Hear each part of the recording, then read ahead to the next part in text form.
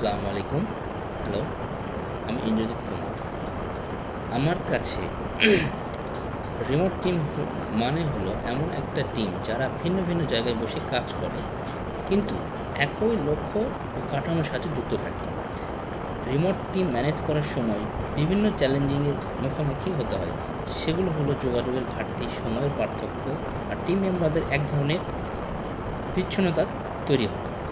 এসব সমাধানের জন্য আমি যেসব স্ট্র্যাটেজি কার্যকর মনে করি তা হলো পরিষ্কার যোগাযোগ চ্যানেল রাখা, নিয়মিত চেক ইন মিটিং করা এবং প্রজেক্ট ম্যানেজমেন্ট টুল ব্যবহার করা, আর টিমের মধ্যে বিশ্বাস ও খোলামেলা পরিবেশ তৈরি করা।